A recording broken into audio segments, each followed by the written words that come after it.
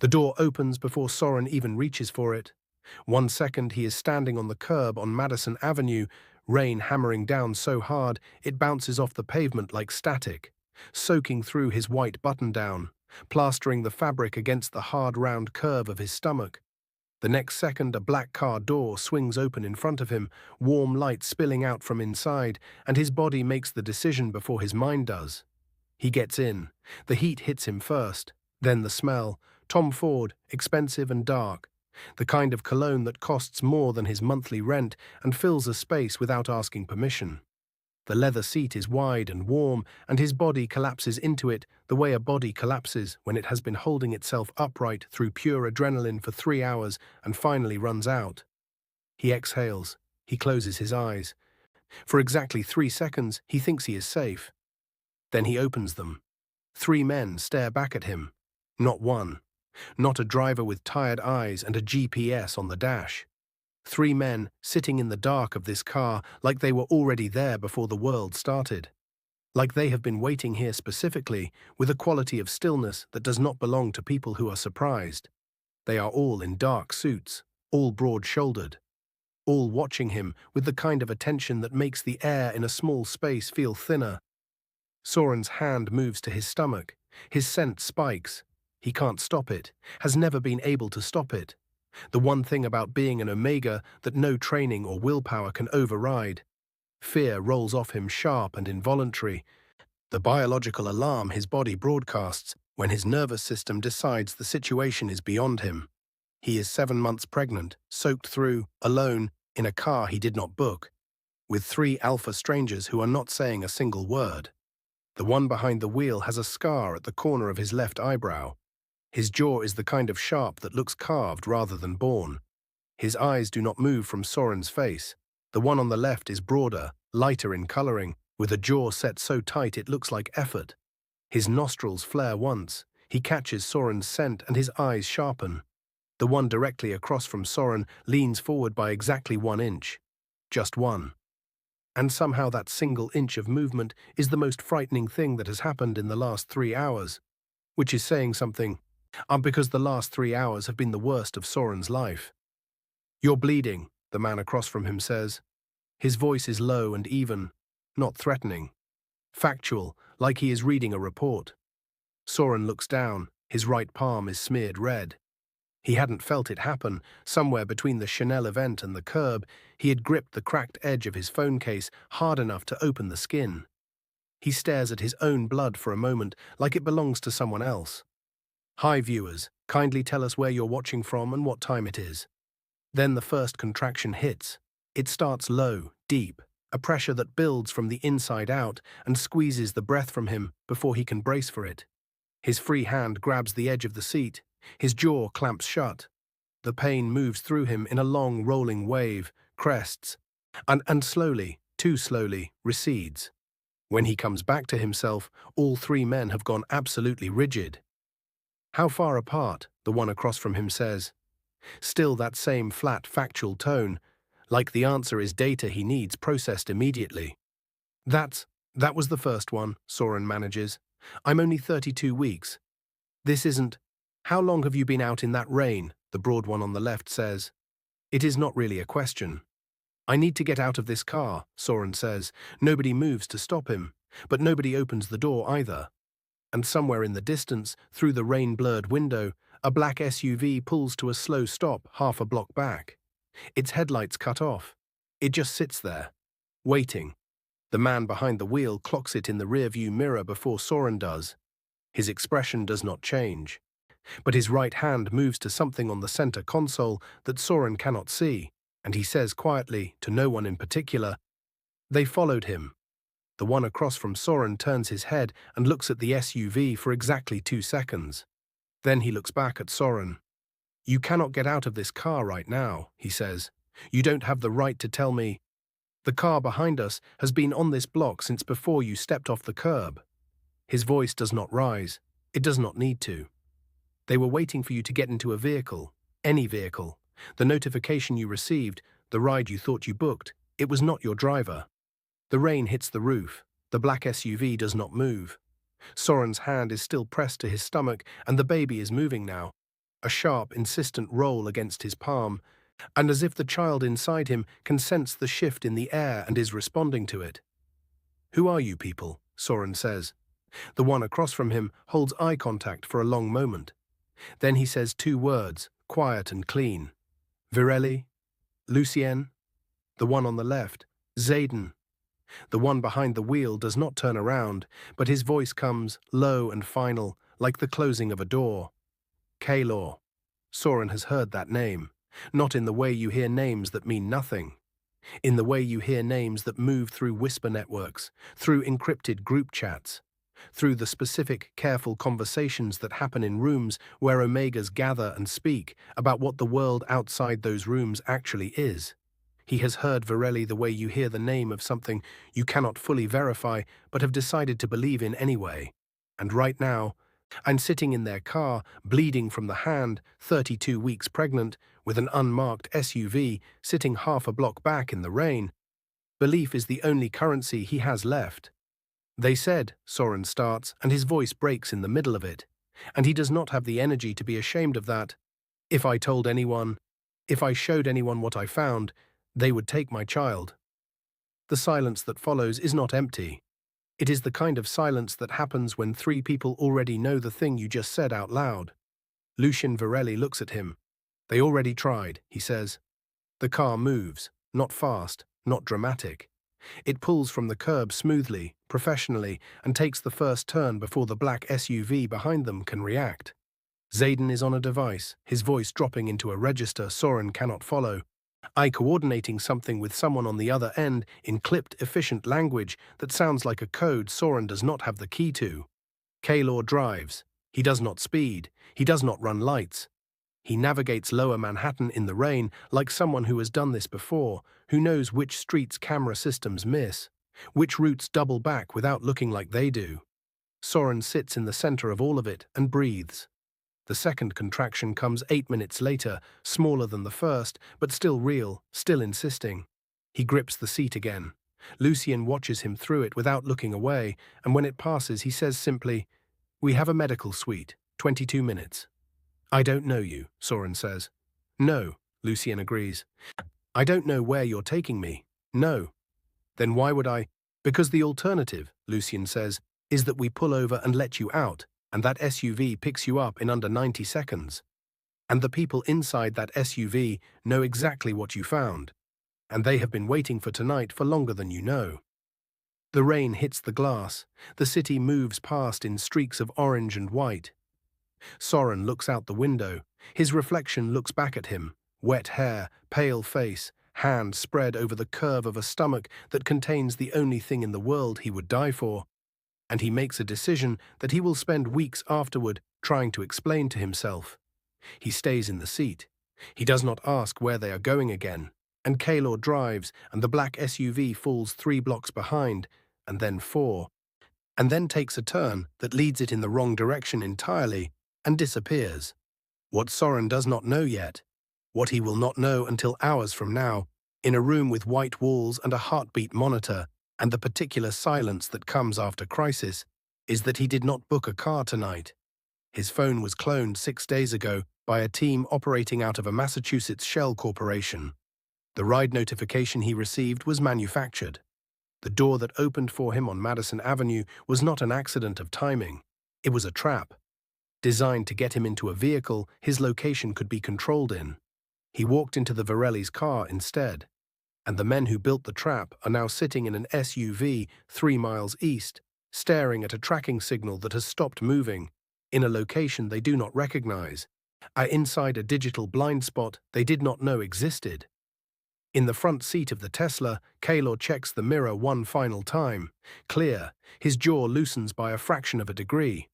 Whatever was about to happen to Soren Vale tonight, whatever had been arranged, whatever had been paid for, whatever system had been set in motion around a pregnant Omega and the child he was carrying, it did not happen. Not tonight. But the people behind it are still out there. And they are not finished. The car crosses into New Jersey, and Soren presses his palm flat against his stomach, and somewhere inside him his sun shifts and settles, and the rain keeps falling, and nobody in the car says a word about the fact that the real story, The one that explains why a black SUV was waiting, why a phone was cloned, why a child not yet born has already made powerful people afraid, has not been told yet. That story is coming. And when it does, nothing about tonight will look like coincidence. Zayden Varelli does not sleep. He is at a glass desk in the estate's operations room at 2 in the morning, with 4 monitors running and a cold cup of coffee 3 inches from his right hand that he has not touched in 90 minutes. The walls around him are grey. The lighting is low and directional.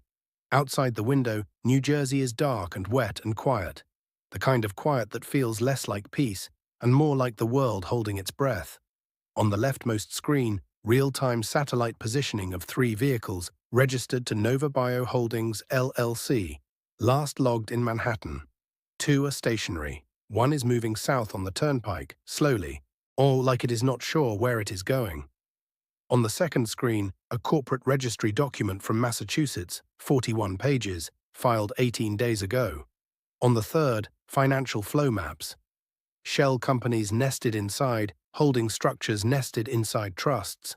The kind of architecture that takes months to build and is designed to be impossible to trace in under a year. On the fourth, a photograph of a man named Alistair Crane, taken at a Tiffany & Co. charity event in Manhattan 3 weeks ago. He is smiling. He is wearing a Rolex and a custom suit that costs more than most people make in 6 months. He has his hand on the shoulder of a senator whose name Zayden recognizes. He is the most polished-looking man Zayden has ever wanted to dismantle. Down the hall, Soren Vale is asleep for the first time in what Dr. I know say estimated was over 30 hours. The contractions stopped 2 hours ago. False labor, stress-induced, the baby stable and strong according to every monitor in the room. Caelum is in the chair by the window. He has not moved in 90 minutes either, but for a different reason. He is reading the same 41-page Massachusetts filing on a tablet, and what he is reading is making the muscle in his jaw tick in a rhythm Zayden can almost see from the doorway. Lucien is on the phone with their attorney in New York. His voice comes through the wall at intervals, low, precise, cutting, asking questions that are really instructions phrased politely. This is what the Varelli triplets look like at 2 in the morning when someone they have decided to protect is sleeping down the hall. Not dramatic, not loud, just relentless. And the world knew other versions of them. The world knew the version that appeared in financial publications. Caelum Varelli, managing partner of Varelli Capital, whose equity fund had outperformed the market for 9 consecutive years without a single public misstep. The version photographed occasionally outside closed-door summits in Chicago, in California boardrooms with floor-to-ceiling views, at the kind of Manhattan events that happen in rooms most people do not know exist. 3 identical dark suits, 3 identical expressions that said, "We are here, we are watching, and we will not tell you what we are thinking." The world knew their companies. Varelli Capital with its 42-company portfolio. Varelli Tech with infrastructure in California. Server farms running through Illinois and Florida. Cybersecurity contracts that certain government agencies paid for through channels that did not appear in public budgets. Varelli Holdings with its towers in Boston, its New Jersey waterfront properties, its Connecticut estate, its 18 other real estate interests spread across the eastern seaboard like a quiet permanent net. The world knew their wealth, estimated, debated, never fully confirmed, somewhere between 11 and 20 billion, depending on who was counting and whether they had access to the right filings. What the world did not know was the thing that ran underneath all of it. 3 years ago, a woman named Deja Okafor had signed a reproductive wellness contract at a Boston wellness clinic. She was 26 years old. She was an Omega. She was 8 weeks pregnant. The contract promised medical support, housing stipends, and post-birth employment placement. She signed it because she was alone and the alternative was no support at all, and the man at the desk had kind eyes and a warm voice and a tablet that already had her name pre-filled in the form. By the time she understood what she had actually signed, her child had been registered as a biotech asset under a Massachusetts shell corporation called GenePath Solutions, LLC. The legal battle to dissolve that registration took 4 years. 4 years during which Deja and her son existed in a custody structure that kept them technically separated by paperwork and jurisdiction. 4 years of court dates and appeals and legal motions that cost more money than Deja would ever in her life have access to. The Varellis paid for all of it. They did not announce this. They found Deja through an Omega legal aid network in Connecticut. They called her attorney, a woman named Simone Park, who was fighting the case on no budget and an enormous amount of fury, and made an arrangement that was simple. Simone Park would continue to represent Deja, but she would stop worrying about the bills. And when the case was won, no one would know the Varellis were involved. Deja got her son back. GenePath Solutions, LLC, dissolved. The Varellis went back to their glass offices and their closed-door summits and their dark suits and said nothing. But after Deja, they understood something that they had previously only suspected. The system that had captured her was not a one-time structure. It was a model. It was being replicated, refined, made more legally airtight with each iteration, applied to higher-value targets, omegas whose children carried rare genetic markers that made them valuable to the biotech industry in the specific merciless way that rare things are always valuable when someone has figured out how to profit from them. Zayden had spent 18 months mapping the structure, following the money through Massachusetts and Connecticut and Illinois, watching the same architectural patterns repeat across different corporate names and different cities, watching the list of targets grow, always omegas, always alone, always in some form of distress that made them vulnerable to a document on a tablet and a man with a kind voice. He had been waiting for the case that would let them strike at the root. Not a branch, not a single shell company. The root. In the thing that made the model possible, the Massachusetts Reproductive Asset Registration Framework, which had been quietly lobbied into existence 4 years ago by a biotech lobbying group whose major donors included, at the very bottom of a very long list, a venture capital firm called Crane Holloway Partners. Alistair Crane. On the fourth monitor, the man in the Rolex smiles at his gala. Zayden picks up his cold coffee and takes a sip and sets it back down. On the second screen, page 37 of the Massachusetts filing contains a single procedural annotation. He has read it 6 times. Each time, the same thing catches at the back of his mind. Not quite clear yet. Not quite resolvable. But there. Something is wrong with the consent verification. He cannot see it yet. But it is there. And he can feel it the way you feel a loose thread before you find it. A small, insistent wrongness at the edge of the thing. He keeps reading. Down the hall, the heartbeat monitor keeps its rhythm. Steady. Strong. The child inside Soren Vale, who has already been registered as property by people who have never met him, who have decided without his mother's knowledge or real consent that his blood is a commodity and his birth is a corporate event. Zayden looks at the monitor feed on his secondary screen. He looks at page 37. He looks at Alistair Crane's photograph. The loose thread is there. He just hasn't found it yet. But he will. What no one on the outside of this estate understands tonight, what Nova Bio and Alistair Crane and the law firms and the political allies and the SUV that lost Soren's trail on the Manhattan Turnpike do not yet grasp, is that the Varellis are not reacting. They have been building toward this for 3 years. Soren Vale walked into their car tonight, and every piece of the structure Zayden has spent 18 months mapping suddenly has a human face attached to it. A name, a heartbeat. A 32-week-old child who is not yet born and has already been assigned a dollar value by men in boardrooms. This is no longer an investigation. It is personal.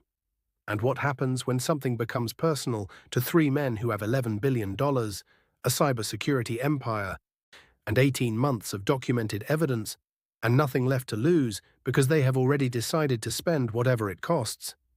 That answer is what Alistair Crane should have been thinking about before tonight. The document on screen 2 is still open. Page 37. The loose thread. Zayden sets down his coffee and leans forward. And somewhere in the language of a 41-page Massachusetts filing, buried in a clause that was never meant to be found, the thing that will dismantle everything is waiting to be seen. But first, the world is going to get much worse. Because Nova Bio does not yet know they made a mistake. And people who do not know they have made a mistake keep making moves. The Massachusetts filing has 62 subclauses. Lucien has read all of them by 4 in the morning. And he is sitting at the kitchen table of the New Jersey estate with the document on his tablet and a yellow legal pad beside it that is half covered in his handwriting. Precise, small, the kind of notes that are meant to be actionable rather than comprehensive. The overhead light in the kitchen is the only light on in the building. Everyone else is either asleep or in the operations room. Lucien prefers the kitchen for this kind of work. Kitchens are honest spaces. Nothing performs in a kitchen. The filing is called a reproductive asset registration, and the name alone tells you everything about the world that produced it. It was created 4 years ago. Not discovered, not inherited, created.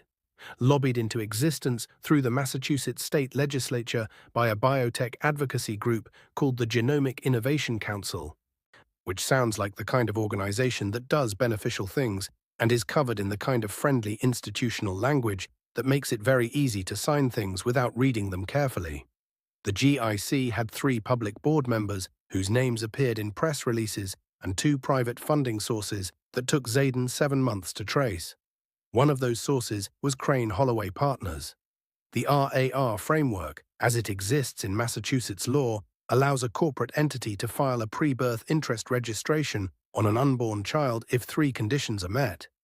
The child carries a documented genetic marker of commercial significance, a licensed medical assessment confirms the marker's value, and a consenting party with legal authority over the pregnancy signs an enrollment agreement.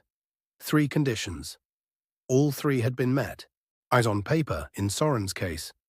The genetic marker had been identified through a medical record that Soren did not know had been accessed. His OB's prenatal panel pulled through a third-party medical data vendor that shared de-identified patient data with research partners, one of which was a Connecticut biotech firm called Helix Strand Incorporated, which was owned, through 2 holding layers, by Nova Bio Holdings LLC. The licensed medical assessment had been completed by a physician employed by a Boston wellness clinic that shared office space with a reproductive services company that received grant funding from the Genomic Innovation Council. And the consent, the enrollment agreement, had been signed by Soren Vale at a Brooks Brothers charity gala in Baltimore, on a tablet, in a room full of people, at 10:45 at night. When he had been on his feet for 4 hours and was handed a form described to him as a maternal wellness benefits enrollment by a man whose business card said reproductive wellness advocate. Every piece of it was legal. That was the most frightening thing. Not that it was hidden, pieces of it were buried, yes, in holding structures and corporate layers and conference room agreements, but at the point of contact with Soren, it was entirely documentably legal. The contract he signed was a real contract. The form was filed correctly. The notary seal was valid. The Massachusetts registry accepted it without question because the registry was designed to accept it. The system was not broken. The system was working exactly as intended. Lucien sets down his pen. This is the thing that keeps the model alive. It does not require corruption at every level. It requires a legal framework at the top that makes the actions within it legitimate. A corporate structure in the middle that obscures the connection between the framework and the harm it enables, and a single point of human contact at the bottom. One man with a kind voice and a tablet, where the actual damage is done. The damage is done at the bottom. The money flows to the top, and between them a document exists that says the child of Soren Vale belongs, in part, to a corporation, and there is no simple law that cleanly says that is wrong, because the people who built this system made sure that law did not exist before they started filing. Lucien looks at the yellow legal pad. He has written one question at the top of the page. I underlined twice. What did they miss? Because they always miss something. Not out of incompetence. Alistair Crane and his legal team are not incompetent, which is precisely why they are dangerous. But because systems built by people who believe they are untouchable always contain the specific blind spot of that belief. They build for the scenarios they imagine. They do not build for the scenarios they cannot conceive. They could not conceive of the Virellis. They knew the Virelli name. They had mapped the Virellis as a potential obstacle 18 months ago when Zayden's data extraction activities first tripped a monitoring flag on a Helix Strand server. But the assessment they had made, and Lucien has since seen a copy of that assessment, obtained through channels he will not describe, was that the Virellis were a financial threat, not a legal one, that they could be managed through political channels and media pressure if necessary. They had not built for what happens when three men who have spent 3 years documenting your system decide to stop documenting and start dismantling. The New Jersey family court opens in 4 hours. Lucien's attorney in New York, a woman named Claudette Marsh, who has argued before the Third Circuit and won 6 times in a row, is already at her desk. The injunction they are filing challenges the Massachusetts registration on jurisdictional grounds. Soren lives in New York, receives medical care in New York, and the pregnancy has no material connection to Massachusetts beyond the gala where the contract was signed, which itself was held in Maryland. It is a clean argument. It is also, Claudette has told him, a 50-50 shot at best. Massachusetts corporate law has significant deference protection for RAR filings. The jurisdictional challenge will be heard, but the standard of proof required to suspend a valid registration is high, and they are working against a timeline that favors Nova Bio. They need something else. They need the thing that was missed. Lucien turns back to the document. Page 37. He reads it again, for the 4th time, slowly. The clause is a consent verification protocol. Standard language, mostly, omega signatory confirmation, identity verification, legal acknowledgement. But buried in subclause 4.7, in language so dense it requires reading 3 times to pass, there is a requirement that Lucien has not seen highlighted in any analysis he has reviewed. Consent executed under this framework shall be verified through secondary review pursuant to documented biological cycle status of the omega signatory at time of signing, confirmed by licensed medical assessment and co-signature of a registered medical observer. He reads it a second time, then a third. Biological cycle status, confirmed by licensed medical assessment, co-signature of a registered medical observer. At the Tiffany Gala in Baltimore, Soren Vale signed a tablet handed to him by a man in a Prada suit. There was no medical observer. There was no biological cycle assessment. There was no co-signature. The subclause exists because the RAR framework, in its original draft, included a protection mechanism. A small one, almost certainly inserted by a legislator who did not fully understand what they were voting for, but had enough instinct to add a procedural safeguard. The safeguard was never meant to matter, because Nova Bio's legal team had, apparently, read it as aspirational language rather than mandatory protocol. Standard practice had never enforced it. No RAR filing had ever been challenged on this basis, because no one with the resources and the documentation to challenge it had ever tried. Lucien puts his pen down on the table very carefully. The loose thread Zayden has been feeling all night at the edge of page 37 is not loose. It is a complete, intact, separate thread. And if subclause 4.7 is mandatory rather than aspirational, if the absence of a medical observer and a biological cycle assessment renders the consent unverified, then the entire registration is invalid. Not voidable, not challengeable. Invalid. From the beginning, as if it was never filed. He picks up his phone and calls Claudette Marsh. She answers on the second ring, which means she was already awake, which means she is already at her desk, which means she is already the right person for this. Page 37, Lucien says. Subclause 4.7. There is a pause of exactly 4 seconds. I see it, she says. Is it mandatory? Another pause. Longer this time. He can hear her pulling up a secondary document. The legislative record, probably, the original draft language, the committee notes.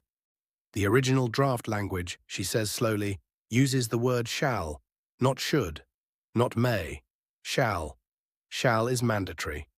How fast can you build the federal challenge, Lucien says. On this argument? Yes. The jurisdiction for the federal filing would need to be Illinois.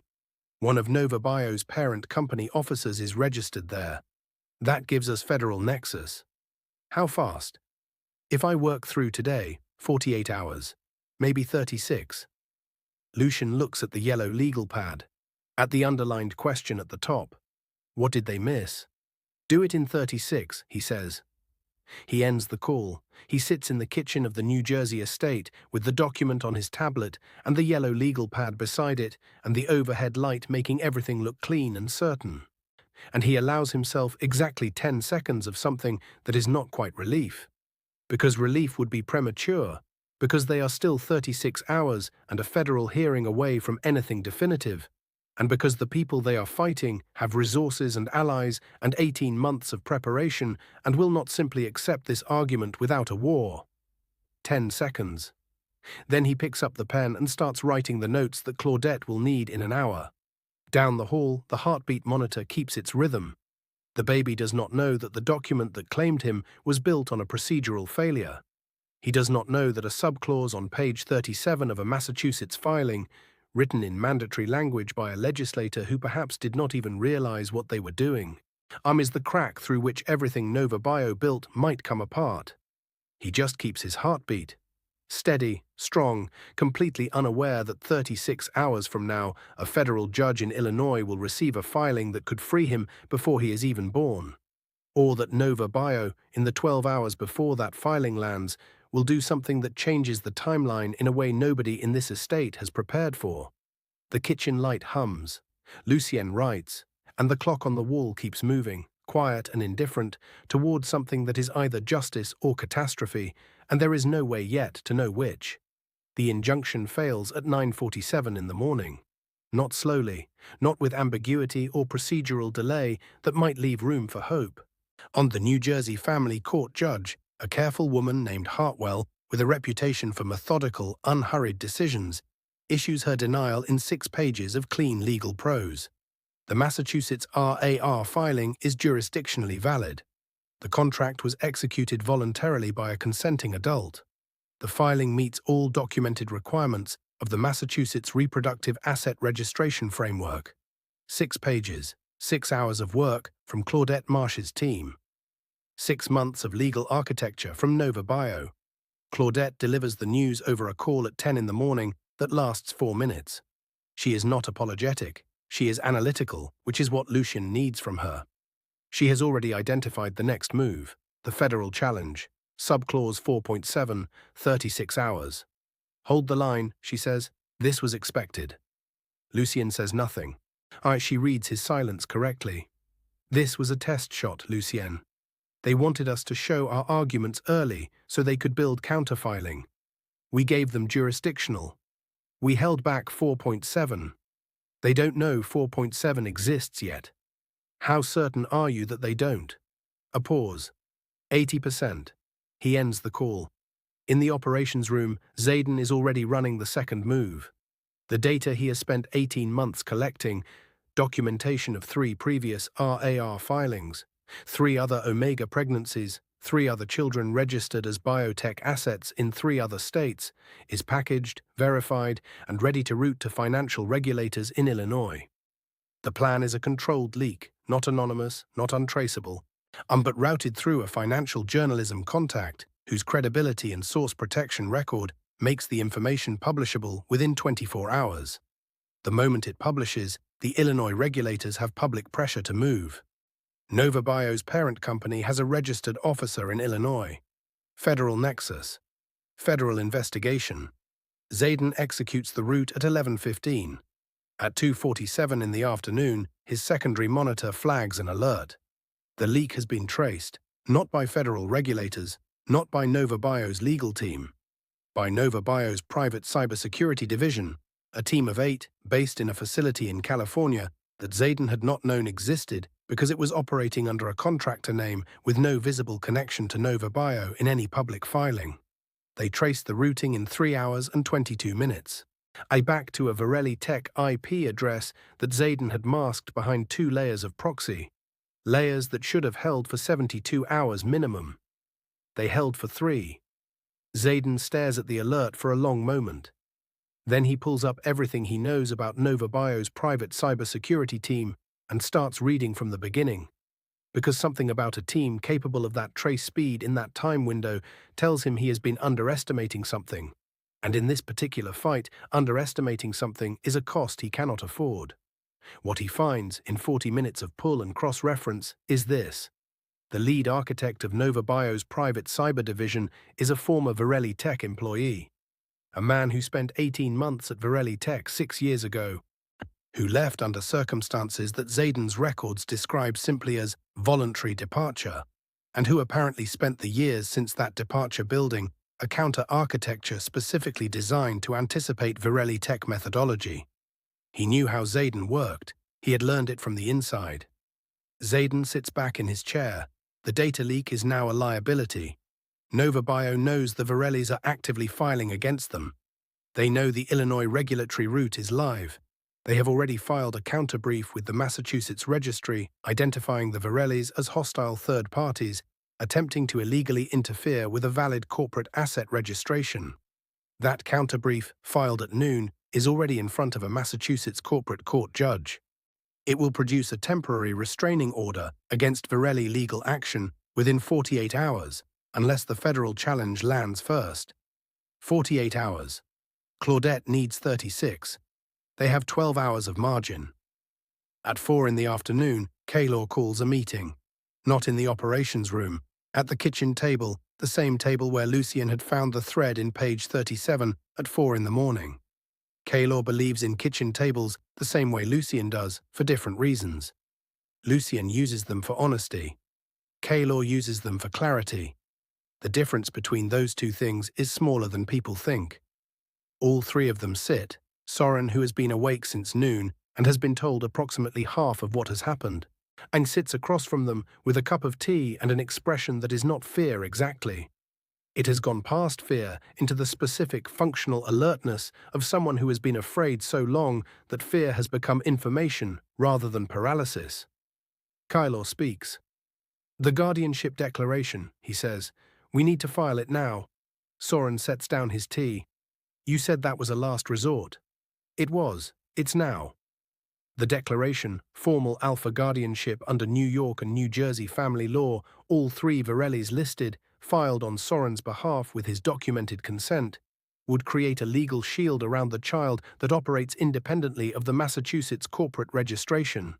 It does not erase the Nova Bio filing, but it creates a competing legal claim that federal courts are required to weigh against a corporate interest, and a child with an alpha guardian on record under family law is substantially harder to transfer as a corporate asset than a child with no such protection. It is also, as all three of them understand, a declaration that changes everything publicly. Three alpha CEOs filing joint guardianship over a pregnant Omega they met 5 days ago. The media will not be kind about this. Their shareholders will not be calm. Their political allies, the ones who have not yet gone quiet, will go quiet. "I won't do that to you," Soren says. His voice is even. He has clearly rehearsed this sentence. "You don't owe me this. I'm not your problem to solve." Caelum looks at him. "You're not a problem," he says. "I'm a liability that walked into your car and handed you a legal crisis." "You walked into our car," Xaden says. "Gee, because someone spent 6 days setting a trap for you. You are not the liability in this room." Soren's jaw is tight. "You have companies. You have 42 portfolio companies and a tech empire and properties in 6 states, and you are about to attach all of it to a custody declaration for a child that has nothing to do with you because I got into the wrong car. That is a disaster. I am a disaster." "Respectfully," Lucien says, and he says it with the particular flatness that means something important is coming. "No." He slides a folder across the table. Inside, a photograph. A woman, young, late 20s, wearing a yellow coat, standing in a park with a small boy on her shoulders. The boy is laughing. His arms are spread wide like wings. "Deja Okafor," Lucien says. Her son's name is Marcus. He is 3 years old. The legal battle to free him from GenePath Solutions LLC cost 4 years of their lives. We were too late to prevent the registration. We could only fight the aftermath. Soren looks at the photograph. "This is not the first time," Caelum says. "It will not be the last if we do not stop it at the root. Your son is the case that lets us do that. His marker, your documented coercion, your willingness to testify. This is the federal precedent case. This is the one that changes the law." Soren is quiet. "That doesn't make it your obligation to destroy your careers for him," he says. But the certainty in his voice has shifted. Something has moved. "We are not destroying anything," Xaden says. "We are making a choice." He says it the way people say things that have already been decided. Soren looks at all three of them in turn, and he looks at the photograph of Deja Okafor and her son in the yellow park. He looks at his own hand resting on the table and thinks about what it costs to ask for help and what it costs not to. Okay, he says. It is one word. It is the only word that matters. Claudette Marsh files the guardianship declaration at 5:41 in the afternoon. It is accepted by the New York Family Court at 6:13. By 7, it is in the hands of the Illinois federal judge assigned to their challenge. By 9 that night, Nova Bio's legal team has filed a motion to have the declaration dismissed as fraudulent, a coordinated attempt by a corporate rival to interfere with a valid Massachusetts registration. The motion is accepted for review, which means nothing is resolved, which means they are still counting hours. At 10:17 that night, Soren's phone buzzes on the kitchen table.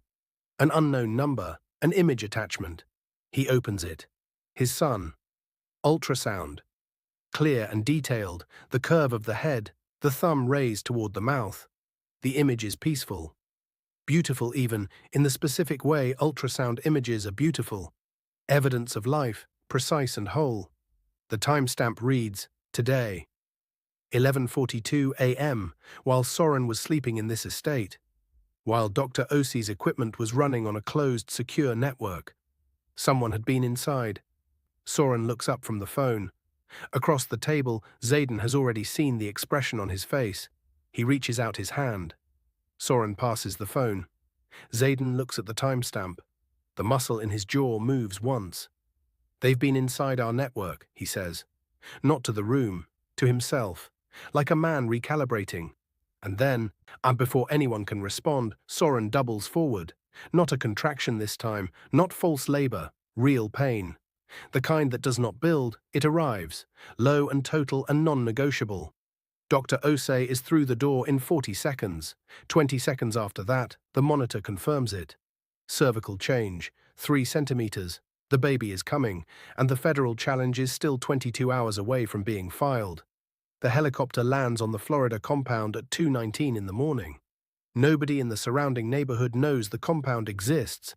It is registered under a Varelli Holdings subsidiary whose name does not appear in any residential directory, on a parcel of land that public records describe as commercial agricultural, and surrounded by a tree line that is real and a perimeter system that is not visible, and a staff of 6 people who have signed documents that Lucian once described, without any particular emphasis, as legally creative. Soren is on a medical stretcher when they carry him inside. He is conscious, he is not panicking.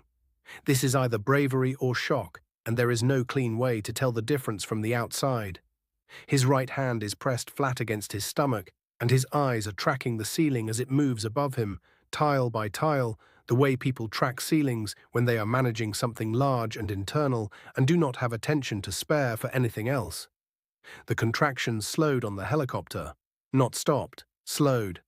Dr. Osei, who made the flight with them after spending 40 minutes at the New Jersey estate packing equipment that she described as non-negotiable, takes Soren's vitals before the stretcher is fully positioned in the Florida medical suite. Her hands move with the specific economy of someone who does not waste emotion when time costs something. 3 centimeters is not delivery, she says to the room. It is a warning. His body has been under sustained cortisol load for at minimum 3 weeks. The cervical change tonight was triggered by the spike, the photograph, the fear response, the physical stress of that information landing on top of everything else. She looks at Caelum directly because she has identified Caelum as the person in the room whose stillness means he is processing rather than shutting down. If his cortisol does not drop and stay down in the next 12 hours, we will not be managing false labor. We will be managing a premature birth at 32 weeks in a private facility in Florida. The room is silent. His lungs are not fully developed, she continues. At 32 weeks, a healthy birth is survivable with immediate NICU intervention. We do not have a NICU in this facility. We have what I brought and what was already here, and I need to be very clear with everyone in this room about what that means. Caelum nods once. What do you need? I need the stress level in his environment to become the lowest it has been since this started. She pauses. I need whoever is responsible for the network breach that produced that photograph to ensure that it does not happen again.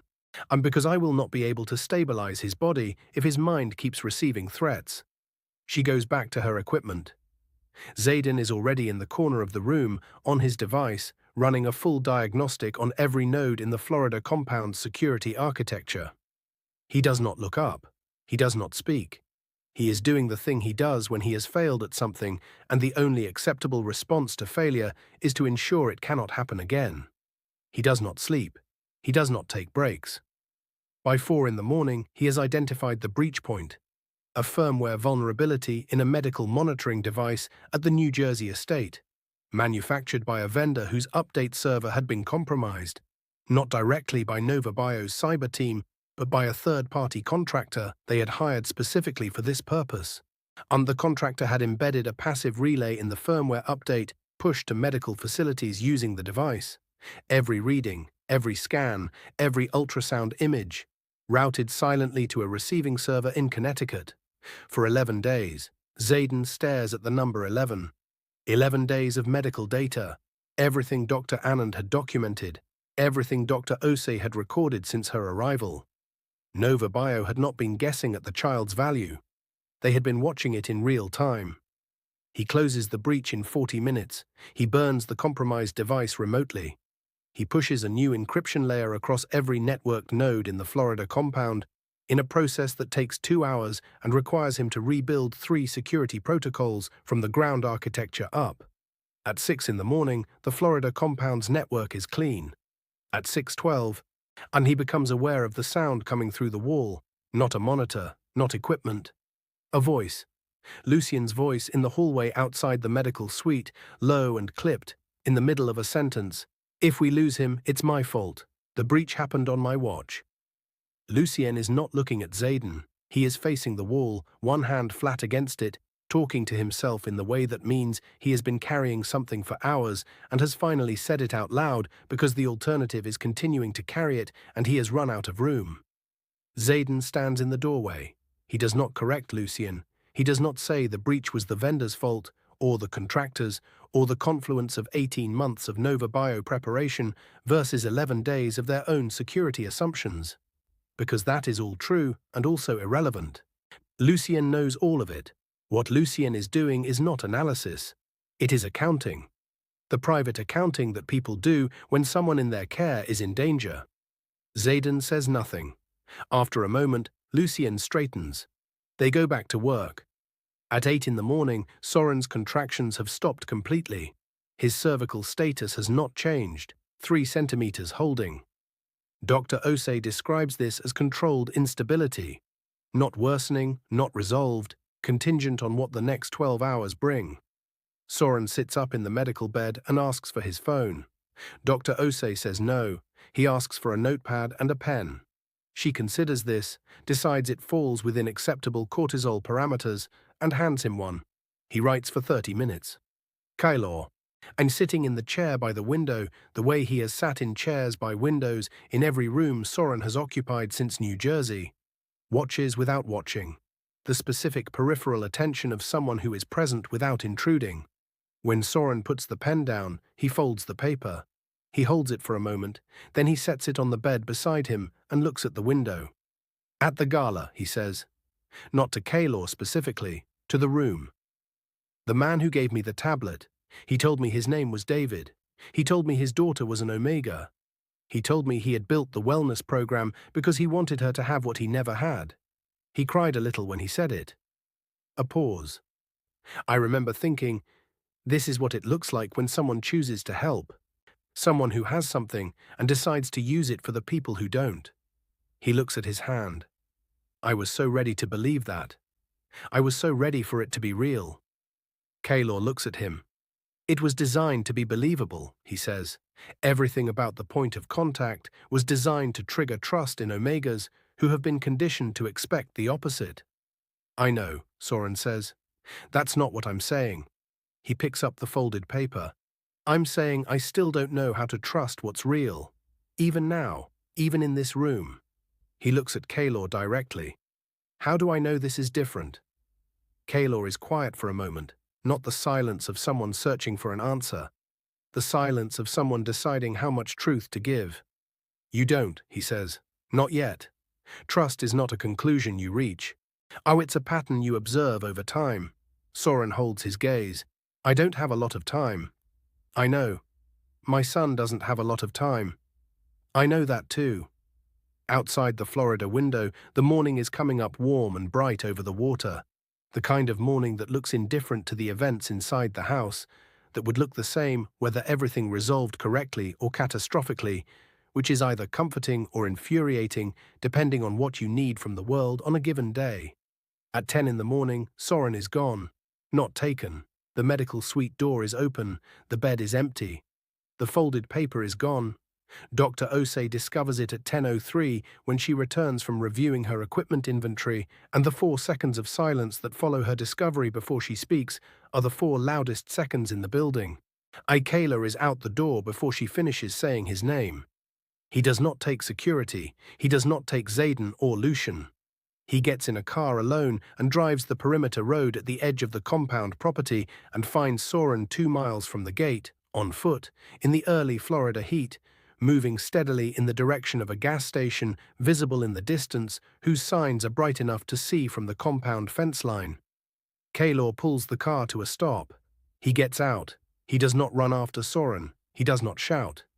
He stands beside the car with his hands in his pockets and waits. The way you wait when you understand that chasing someone who is scared makes them run faster. Soren stops walking. He does not turn around immediately. When he does, his jaw is set and his eyes are red, and he looks like a person who made a decision overnight and has been executing it for the last hour and has just now encountered the first complication. I'm going to surrender to them, Soren says. Caelum says nothing. If I give them what they want, if I go to Nova Bio and sign whatever they need me to sign, they stop coming after you. You keep your companies, you keep your reputation. You keep the political allies who are already pulling back because of this. You walk away clean. His voice is steady. He practiced this. And my son is alive. Even in their system, he's alive. I can fight from inside. I can— No, Caelum says. You don't get to— Soren. His voice does not rise. It goes lower. The kind of lower that means stop. What you are describing is not a plan. It is the thing frightened people tell themselves so that self-sacrifice feels like agency instead of despair. Soren's breath comes hard. I am trying to protect you, he says. I know, Caelum says. I know exactly what you are trying to do. You have been protecting everyone around you at your own expense for so long that you have lost the ability to recognize the difference between strategy and self-destruction. He takes 1 step forward. Just one. We are not walking away. We are not going to walk away. That decision was made before you got into our car, and it will not be unmade because you are afraid and tired, and your body has been through 11 days of things that would have broken most people on day 3. Soren stares at him.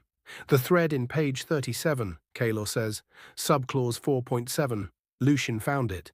Or Claudette is filing in 22 hours. If that filing lands before Nova Bio's TRO goes through, and it will, because Claudette has won 6 consecutive federal arguments, and she will win this one, the registration is void. Not challenged. Void. He pauses. Your son was never theirs, he says. We are 2 hours from being able to prove it. The Florida road is empty in both directions. The gas station glows in the distance. Soren stands between the two of them, the destination he was walking toward and the man who followed him without chasing him, and makes a decision for the second time in 11 days that will define everything that comes after. He turns around. He walks back to the car. They drive back to the compound in silence, and Soren does not say anything, and Caelum does not say anything. And somewhere in that silence is the shape of something that is not yet nameable. Not gratitude, not trust exactly, not the resolution of anything, but the specific quiet commitment of 2 people who have decided that they are not done yet. At the compound, Lucian is waiting at the door. He looks at Soren. He looks at Caelum. He says, Claudette just called. Both of them go still. Nova Bio activated the emergency delivery clause, Lucian says. They filed for medically supervised early delivery and immediate custody transfer. The Massachusetts court accepted the petition for review. He pauses. They can compel early delivery. Legally, in 72 hours. The Florida morning is warm and bright and completely indifferent. And the clock, which had been counting down toward justice, has just been reset. The document is 4 pages long, and it arrives at the Florida compound at 7:14 in the morning via secure digital transmission to Claudette Marsh, who forwards it to Lucien with a single line of text beneath it. They filed at 6:50 a.m. We have 72 hours before the Massachusetts court reviews the petition. Call me. Lucien reads it standing in the hallway outside the medical suite. He reads it twice. Then he walks to the kitchen, sets his phone face down on the table, and stands with both hands flat on the counter for exactly 30 seconds, looking at the wall. This is what the emergency delivery clause says, and in the language that Nova Bio's attorneys built it to say, in cases where an Omega signatory demonstrates behavior inconsistent with the preservation and welfare of a registered reproductive asset, including but not limited to unauthorized relocation, refusal of contracted medical supervision, and actions that place the asset at medical risk, the registering corporation may petition for court-ordered medically supervised delivery and immediate transfer of the asset to corporate guardianship upon birth. Soren had run. Twice, both instances were documented. The gas station walk in Florida was on perimeter camera footage that Nova Bio's cyber team had pulled before Zayden burned the network breach. The original departure from New Jersey had been captured by a traffic camera on the compound road. They had been watching. They had been collecting. They had been waiting for exactly this. Lucien calls Claudette at 7:17. She picks up before the first ring finishes. I know, she says. Can the clause hold in federal court? It was written to hold in Massachusetts state court. Federal jurisdiction is different. But the 72-hour window is real. If the Massachusetts court grants the review and schedules a hearing before our federal challenge lands, they can issue a temporary compliance order. That order would require Soren to submit to Nova Bio supervised medical care within 48 hours of issuance. And if he doesn't comply, a pause that tells him the answer before she gives it. Contempt. And the contempt could be used to strengthen their custody petition. Lucien looks at the kitchen wall. File the federal challenge today, he says, not in 36 hours, today. Lucien, the brief isn't complete. I need, file what you have. We can supplement. If we wait for complete, we miss the window. Another pause, shorter this time. Claudette Marsh did not become a 6-time federal appellate winner by being slow to decide. I'll have it filed by 2 p.m. He ends the call. In the medical suite, Dr. Osei is documenting Soren's morning vitals with the focused efficiency of someone who has already read the Nova Bio filing on her own device and has decided that her job is to make her patient's body as unassailable as possible before anyone tries to use it as a legal argument. Soren's blood pressure is elevated.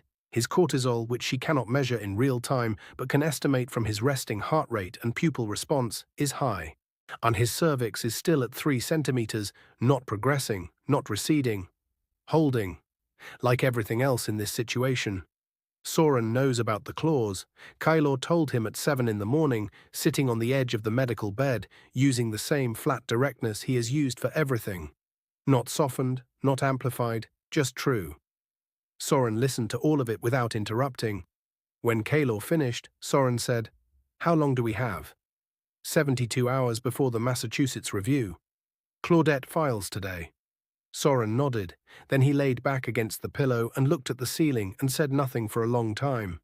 What he was thinking about, what he had been thinking about since the gas station road in the Florida morning, was the folded paper he had left on the medical bed when he walked out.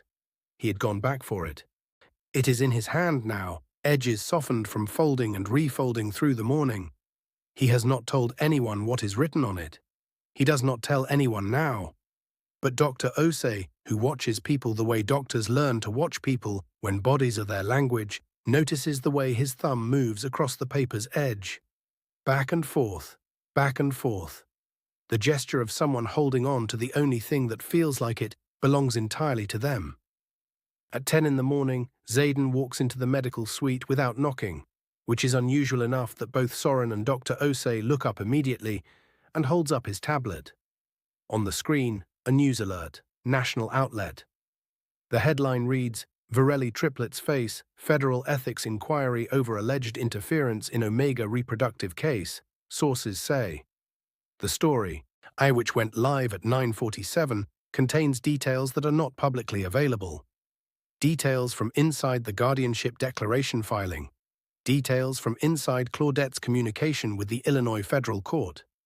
Details that could only have come from someone with access to Varelli legal correspondence. Soren reads the headline. He reads it again. They have someone inside your legal team, he says. Zayden's jaw is tight. Or inside the court system. We don't know yet. How bad is this? Zayden does not answer immediately, which is its own answer. The ethics inquiry allegation, even unproven, even sourced anonymously, triggers automatic review protocols at two of Varelli Capital's largest institutional partners. By noon, Caelum has received calls from both. Not threatening calls, careful calls, and the kind made by people who are not yet moving away, but are very clearly looking at the door. By 1 in the afternoon, a former political ally in Chicago, a state senator named Darius Whitmore, who has publicly supported Omega rights legislation and privately accepted Varelli PAC donations for 3 consecutive election cycles, releases a statement expressing concern about the nature of the Varelli family's involvement in a contested reproductive matter and calling for independent oversight of the guardianship filing. He does not say they are wrong. He says he is concerned. In political language, concerned is the waiting room for abandonment. Claudette files the federal challenge at 1:58 p.m. It lands in the Illinois federal court system at 2:03, and the assigned judge is Reeves, the same judge Claudette had identified, the one with the reputation for reading everything herself. Her clerk logs the filing. The court issues a standard acknowledgement. Review within 72 business hours. 72 business hours. Not calendar hours, business hours. Which means the soonest Judge Reeves will rule is 3 business days from now. Nova Bio's Massachusetts petition has a 72 calendar hour window. The math is simple and it is devastating. Nova Bio's timeline ends before Reeves rules. Lucien does the calculation at the kitchen table at 2:15 in the afternoon. He writes it out on the yellow legal pad in 2 lines and stares at it. Then he calls Claudette. I know, she says before he speaks. Is there a way to expedite Reeves? I'm drafting an emergency expedition motion right now. I need a medical affidavit from Dr. Osei documenting the health risks to Soren if the Massachusetts petition is granted and he is forced into Nova Bio medical supervision. How fast can you have the motion ready? 2 hours. Send me the affidavit template. I'll have Dr. Osei complete it in 1. Dr. Osei completes it in 40 minutes. It is precise, clinical, and unambiguous. Forced transfer to Nova Bio medical supervision under current conditions would constitute a significant escalation of stress response in a patient already at risk for premature delivery. The document uses the specific language of medical risk, which is the language federal courts weight most heavily in emergency expedition motions. Claudette files the expedition motion at 4:47 p.m. At 5:30, one of the Varelli estate security staff, a man named Tremaine who has worked Florida compound perimeter for 4 years and who Zayden trusts more than he trusts most of the technology he has built, knocks on the operations room door and says, 2 vehicles on the county road. They've been stationary for 40 minutes, not local. Zayden pulls the perimeter camera feed. 2 black SUVs, Florida plates, parked at the tree line where the county road curves away from the compound access route. Not visible from the main gate, visible only from the secondary camera on the east fence line. He runs the plates, both registered to a private security contractor in Tampa. He runs the contractor name, 3 degrees of separation from Nova Bio Holdings LLC. Zayden stands at the monitor for a long moment. Then he turns to Caelum, who has been standing in the doorway of the operations room for the last 10 minutes, reading the same information over Zayden's shoulder. They're not here to take him, Zayden says. Not a question, an analysis. Not yet. They can't act before the Massachusetts court grants the petition. They're here to watch, to document, to collect evidence of continued non-compliance. Caelum nods. And if we move Soren again, Zayden continues, they follow us. and every relocation gets added to their petition as further evidence of behavior inconsistent with asset welfare. They are boxed. Moving is evidence against them. Staying means being watched by vehicles that are waiting for the legal authorization to do something much worse than watch. Caelum looks at the camera feed for a long moment. The two black SUVs sit at the tree line, patient and still. "Get Tremaine," Caelum says. "Tell him I want eyes on those vehicles every 15 minutes. And if they move?" Caelum's expression does not change. "Then we will know before they get to the gate." He walks back down the hallway toward the medical suite. At the door, he stops. Inside, Soren is sitting up in the bed with the folded paper in both hands and his eyes closed. Not asleep. Somewhere internal. The baby monitor beside him shows the heartbeat, steady, strong, unaware of SUVs and legal timelines and ethics inquiries and all the machinery of power that has been set in motion around it. Just a heartbeat, just a child. Caelum watches through the door for one moment. Then he goes back to work. At 9:47 that night, Judge Reeves's clerk emails Claudette. The expedition motion has been reviewed. A ruling on expedited consideration will be issued tomorrow morning. Tomorrow morning, which means they will know by 10 a.m. whether the federal timeline can be compressed, which means they are 12 hours away from knowing if there is still a path, or if the path closed while they were standing on it. Claudette forwards the email with no additional comment. Lucien reads it at the kitchen table. He sets the phone down. Outside, in the Florida dark, the two black SUVs are still at the tree line, waiting. And 14 hours from now, the person who is going to change everything about this fight is going to do something that none of them, not Caelum, not Xaden, not Lucien, not Claudette, saw coming. At 4:17 in the morning, Soren Vale walks out of the Florida medical suite and does not come back. He does it quietly. He has been planning it since 9 the previous night, since the moment he understood from the sounds moving through the walls, the low voices, the clipped phone calls, the specific quality of silence that follows bad news, that the timeline had shifted and the people protecting him were now being eaten by the cost of doing so. He takes his shoes. He takes his phone, which Xaden had returned to him 2 days ago after scrubbing it clean and replacing the compromised SIM. He takes the folded paper from the medical bed. He does not take the notepad. He leaves it on the pillow, blank side up, so that when Dr. Osei comes in at 6 a.m., she will see white paper and understand what it means without having to read anything. And he moves through the Florida compound the way he has been mentally moving through it for 18 hours. Mapping exits, identifying camera positions from the angles of the light they cast, noting the timing of Tremaine's perimeter checks from the sound of his footsteps on the gravel path beneath the medical suite window. Tremaine checks the east fence at 4 a.m. and 4:30 a.m. At 4:17, the east fence path is empty. Soren goes through the maintenance corridor that runs behind the kitchen to a secondary service door that opens onto the east path between checks. He knows it exists because he heard 2 staff members discuss a supply delivery through it 3 days ago, and his mind, which has been running survival calculations continuously since Madison Avenue, filed it without him consciously deciding to. And the Florida night hits him like a warm wall. Humid. Loud with insects. The sky is deep blue-black in the east, where morning has not yet started. He moves along the fence line toward the service access road. His feet find the gravel path and he moves steadily, not running, because running is loud and draws attention, and he is 7 months plus pregnant, and running is not a thing his body is going to do quietly. He has one plan. It is not a good plan. He knows this. He is not operating under the illusion that it is good. But it is the only plan that stops what is happening to the 3 men who pulled him from a rain-soaked curb and have been paying a cost he cannot stop accumulating since. He is going to find Alistair Crane. Not to fight him, not with documentation or legal arguments or anything that requires resources he does not have. And he is going to find the man who built the system that claimed his son, and he is going to stand in front of him, and he is going to offer the thing that Crane actually wants. Himself. his cooperation, his withdrawal of objection, his signature on whatever final document makes the legal path clean, and the Varellis whole, and the ethics inquiry disappear, and the two black SUVs drive away from the tree line, and everyone in that compound wake up tomorrow to a world where they did not lose everything for a pregnant Omega who got into the wrong car. He makes it 2 miles. The county road is empty and grey-blue in the pre-dawn, and the gas station from 3 days ago is visible in the distance. Its lights on, because gas stations in Florida never go entirely dark.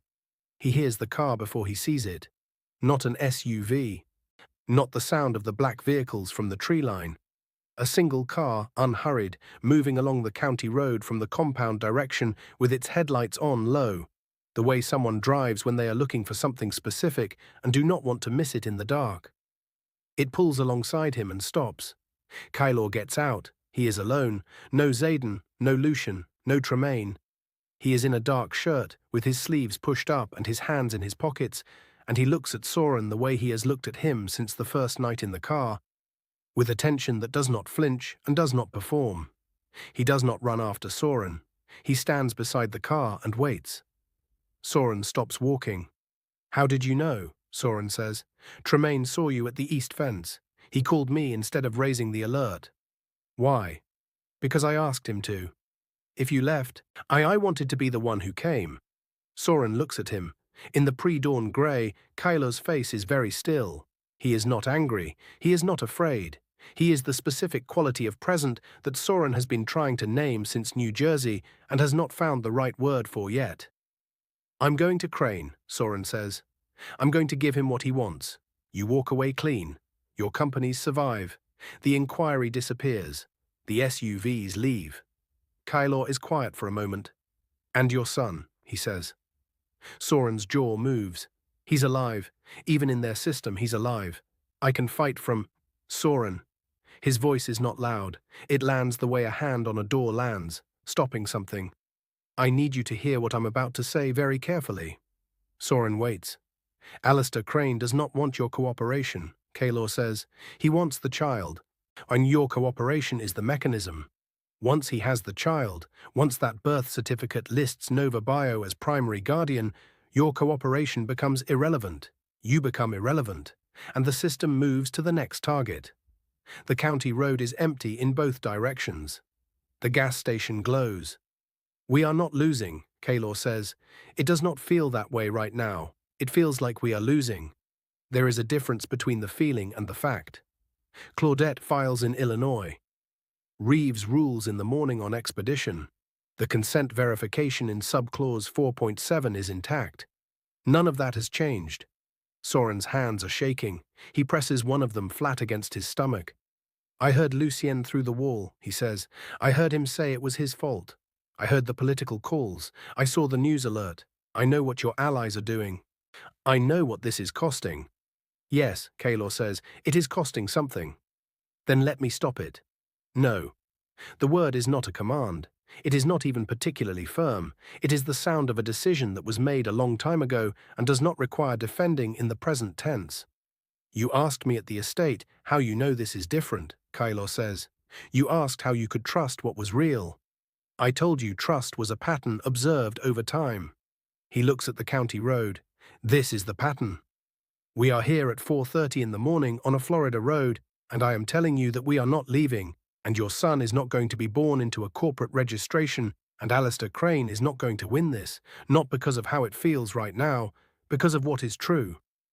Soren looks at him for a long moment, and he looks at the gas station. He looks at his hand on his stomach.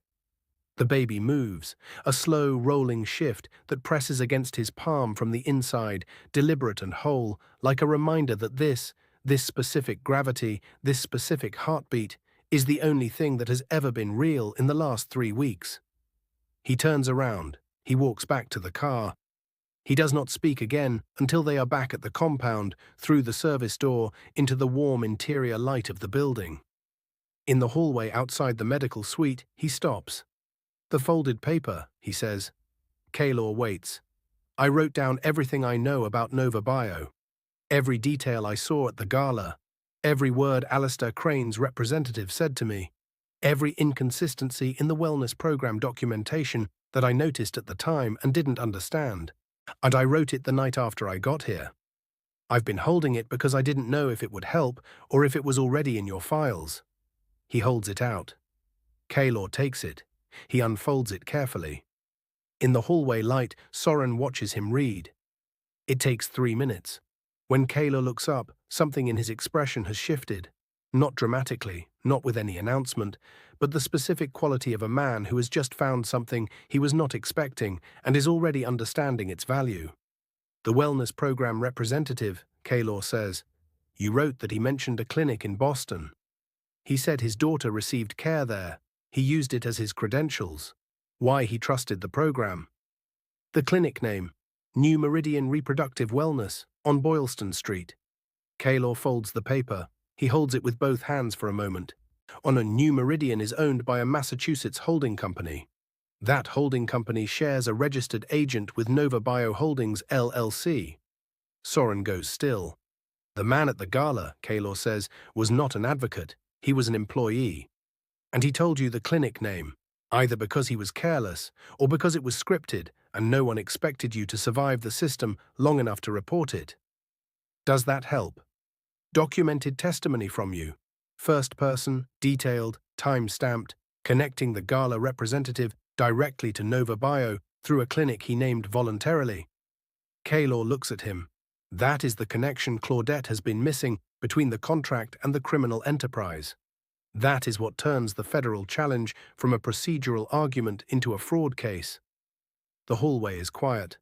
Dr. Osei appears at the end of it, and having heard movement, taking in the scene of both of them standing outside the medical suite at 4:45 in the morning with a calm professional expression that reserves judgment. Back in the bed, she says to Soren. He goes. At 5 in the morning, Claudette Marsh receives a supplement to the federal filing, a signed, notarized testimony from Soren Vale connecting Alistair Crane's field representative to the New Meridian Clinic and through it to Nova Bio's corporate structure. First person, detailed, legally formatted by Lucien, who sat at the kitchen table for 40 minutes, making it admissible. At 5:47, Claudette reads it. At 5:49, she calls Lucien. This changes the charge, she says. This isn't just a procedural filing anymore. This is a fraud and coercion case with a named victim, in a named corporate actor, and a documented connection between the point of contact and the corporate entity. How does it change Reeves's timeline? A fraud filing with a documented victim and imminent physical harm to that victim. That's the definition of emergency federal jurisdiction.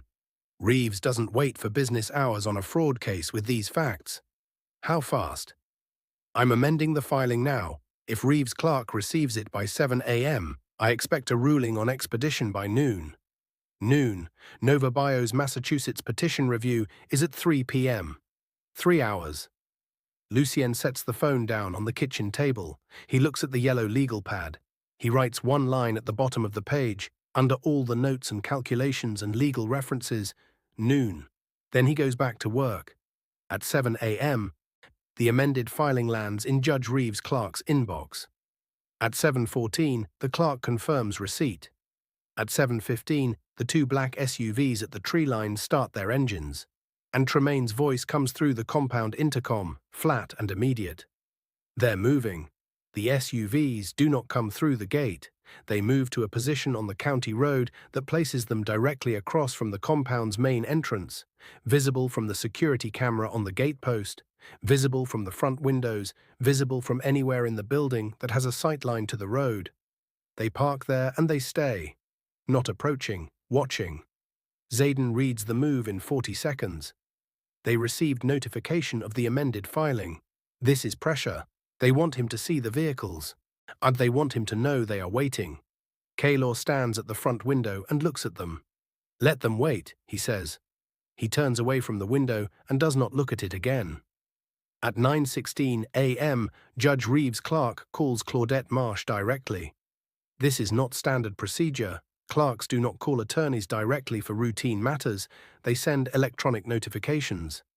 A direct call means the judge has instructed the clerk to make it, which means the judge has read the filing personally and has something to communicate that requires a human voice. Claudette calls Lucienne from the parking lot of a federal building in Chicago, where she has been sitting in her car since 6 a.m., having driven there in the dark to be physically present near the courthouse if a ruling required immediate response. Reeves read the fraud supplement herself, Claudette says. The clerk confirmed she reviewed it at 8:40 a.m. She has granted emergency expedited consideration. We have a ruling by noon, or she will issue interim protective relief. Lucien is standing in the Florida kitchen. He sets one hand flat on the table. Interim protective relief, he says. A temporary injunction against any Massachusetts court action pending federal review. If Nova Bio's 3 p.m. hearing proceeds, it proceeds under federal hold, meaning any order issued is unenforceable until Reeves rules. And Reeves rules by noon. Or issues the hold. Either way, Nova Bio's 3 p.m. window is neutralized. The line is quiet for exactly 3 seconds. Claudette, Lucien says. I know, she says. Don't celebrate yet. Let me get to noon first. He ends the call. In the medical suite, Soren is awake. He has been awake since the intercom call at 7:15. Dr. Osei checked his vitals at 8 and said the word stable in a tone that meant she was choosing her words carefully. His cervix has not changed overnight. The baby's heart rate is strong. His blood pressure is elevated, which she documented without comment and treated with the specific focused attention of someone who is giving a body the best possible conditions to hold itself together for a few more hours. At 10 in the morning, Caelum comes into the medical suite and sits in the chair by the window. Soren looks at him. Tell me what's happening, Soren says. Not a request, a statement. The statement of someone who is done being managed. Caelum tells him. All of it. The amended filing, Reeves's direct call, the interim protective relief. Noon, 3 p.m., the math between them. Soren listens with his hands flat on his stomach and his eyes on the window where, if the angle were different, he could see the county road and the SUVs parked on it. And if Reeves doesn't rule by noon, he says, she issues the hold, which buys us time. And if the hold doesn't hold, it will hold, Caelum says. Soren looks at him. That's not an answer. No, Caelum agrees. It isn't. He looks at the window. If the hold fails and the Massachusetts hearing proceeds and the court grants Nova Bio's petition, Claudette has a federal appeals motion ready to file within 15 minutes of that ruling. It won't prevent the order, but it creates a federal record that makes enforcement of the order legally complicated for Nova Bio's security team. Complicated, Soren says. Complicated enough that their Tampa contractors will not act without additional legal clearance, which buys us hours. He looks back at Soren. I will not tell you the situation is clean. It is not clean. What I will tell you is that every hour we have is an hour Claudette uses. Soren absorbs this. Then he says, what happened 3 years ago? With the first case. You said Deja. You said Marcus. Caelum is quiet for a moment. How much do you want to know? Everything. So Caelum tells him. The full version, not the summary he gave at the kitchen table days ago, but the actual story. Deja Okafor at 26, alone in a Boston clinic waiting room, signing a form because she was exhausted and frightened, and the man at the desk had kind eyes and she had nobody. The 4 years that followed. The legal battles that the Varellis funded from a distance without ever introducing themselves. The day the case was won and Lucien stood in a courthouse hallway in Connecticut and felt the specific hollow quality of a victory that came too late to prevent the harm, only to repair it partially years after it had been done. We were too slow, Caelum says. We knew the system existed. We knew it was operating. We were building documentation, building legal architecture, waiting for the right case to dismantle it at the source. And while we were waiting, Deja signed a form. Soren is very still. You've been waiting for a case like mine, he says. Yes. You needed a victim who was early enough in the process that the registration could be challenged before the birth, with documented coercion, and with a genetic marker significant enough to establish commercial motive at the federal level. Yes, Soren looks at the ceiling. So I didn't just fall into your car, he says slowly. I fell into the case you needed. Yes, Caelum says.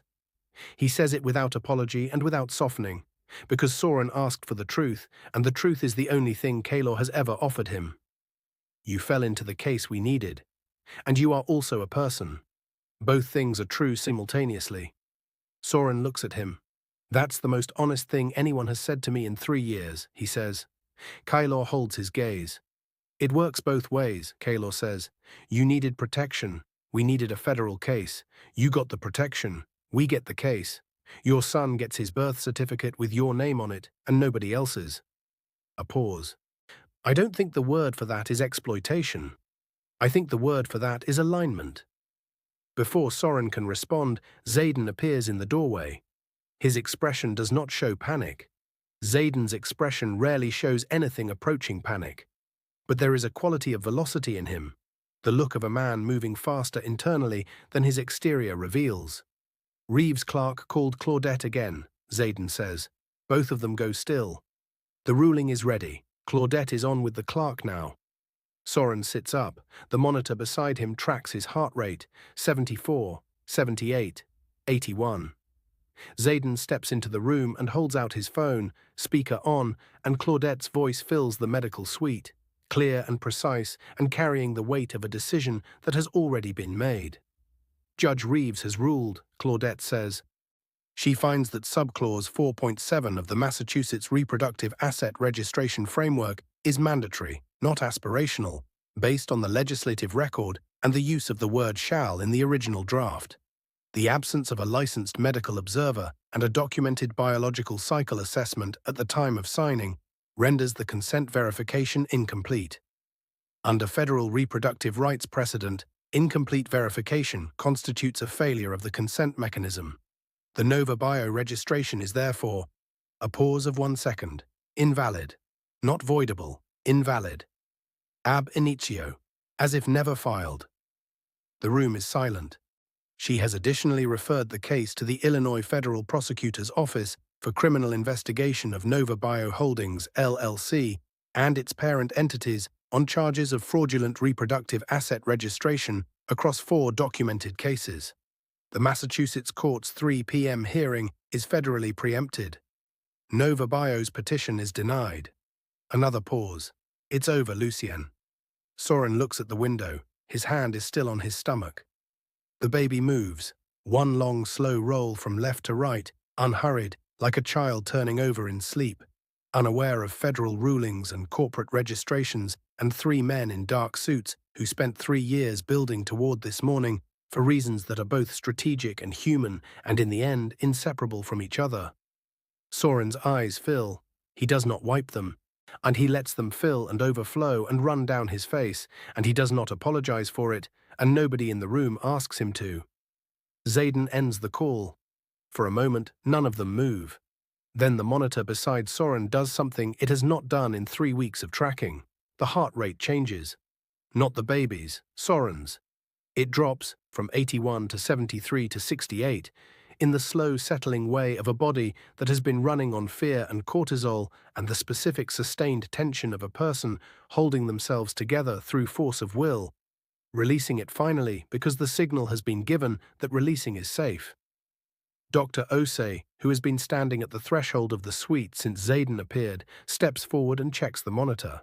She looks at Soren's face. She looks at the monitor. She says, "Good," and makes a notation. Oh, and does not say anything else, and that single word carries in it everything that a doctor cannot say and means anyway. Outside on the county road, at 11:59 a.m., the 2 black SUVs start their engines. They pull away from the compound entrance. They turn onto the county road heading north. They do not come back. Tremaine's voice comes over the intercom at 12:02. "They're gone," he says. Caelum is standing in the medical suite doorway. He looks at Soren. Soren looks back at him. Neither of them says anything. They do not need to. Because the conversation that matters now is not between them. It is between a federal judge in Illinois and a criminal prosecutor who is already pulling files. Between Claudette Marsh and the Massachusetts court system that will receive Reeves's ruling before 3 p.m. And between a corporate entity called Nova Bio Holdings, LLC, and the federal investigative process that has just been set in motion around it. The conversation between Soren Vale and the Varelli triplets can wait. It will be quiet, unhurried. There will be time.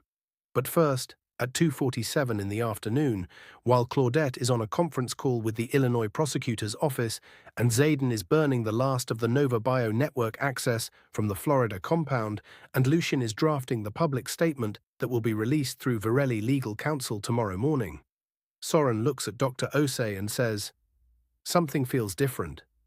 Dr. Osei looks at him. She moves to the monitor. She checks the reading. She looks at the clock. And then she looks at Soren with the expression of a doctor who has been waiting 3 weeks for this specific moment and has been prepared for it since the first night in New Jersey. "Not false labor this time," she says. Her voice is calm, completely, professionally calm. "Your son," she says, "is coming." The contractions are 4 minutes apart by the time Zayden gets Caelum on the radio. Caelum is in the operations room when it comes through, mid-sentence with Claudette, reviewing the supplemental filing for the Illinois prosecutor. And he stops speaking, mid-word, the way people stop when the most important thing that has ever been said interrupts the second most important thing. "How far?" he says. Tremaine's voice. Dr. Osei says active. She says it's real. Caelum is moving before the transmission ends. The Florida medical suite is 40 feet from the operations room. He covers it in seconds.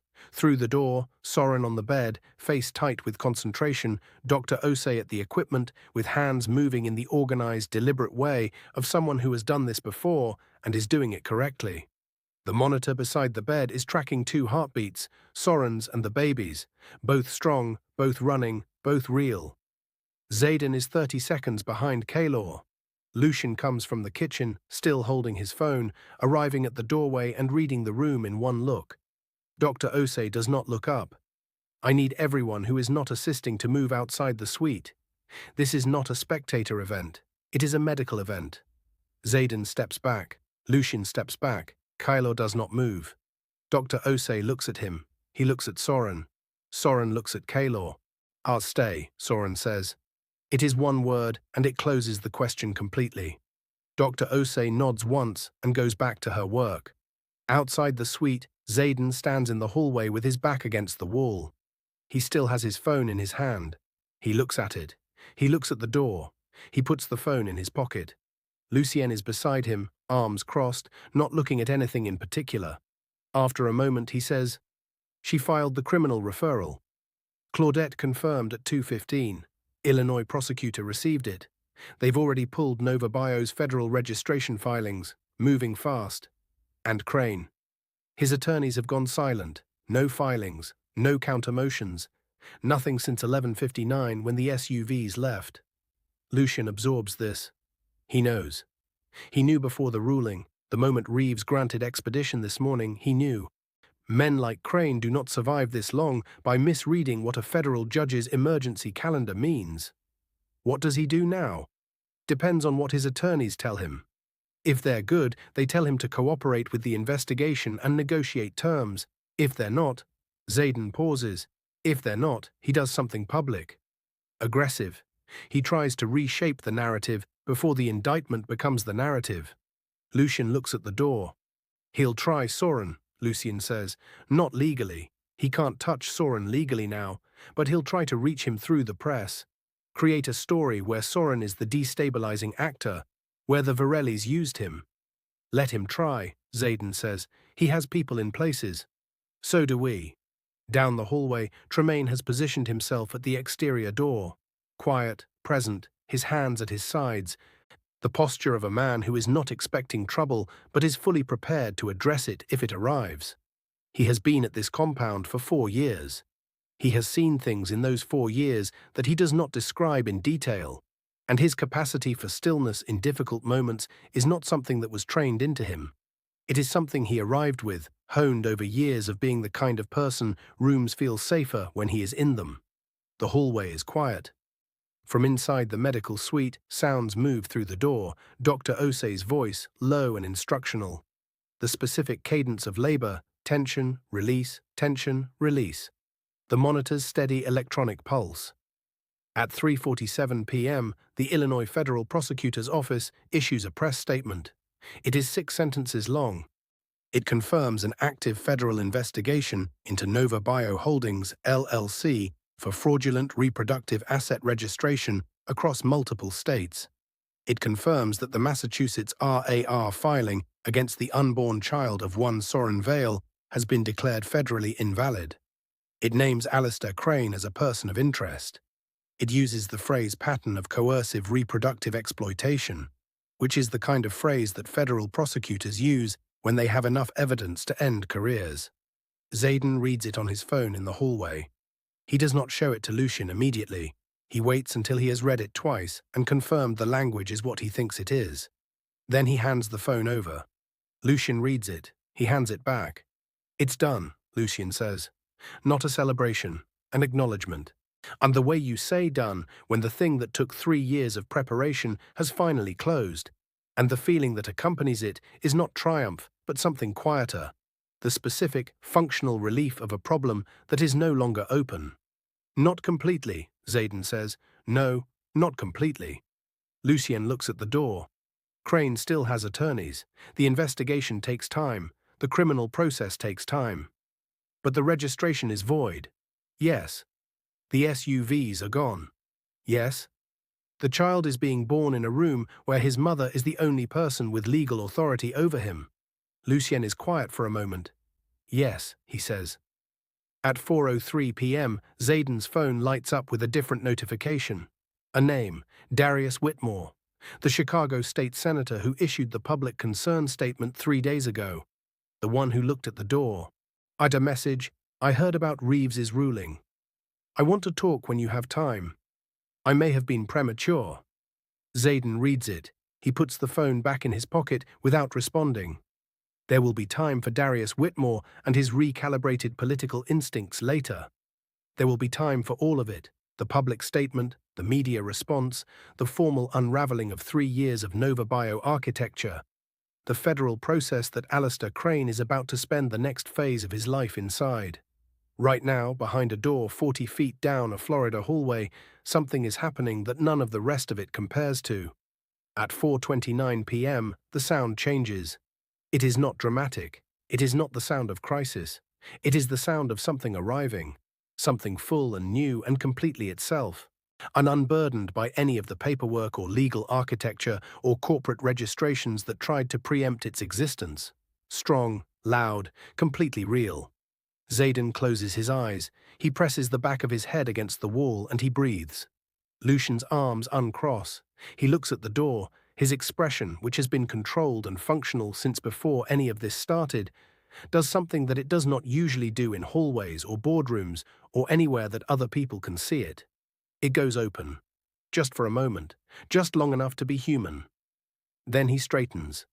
Tremaine, at the end of the hallway, turns toward the sound. He says nothing. But the set of his shoulders changes in the way that shoulders change when the thing they were braced for has resolved into something survivable. Inside the room, Caelum is standing 3 feet from the bed.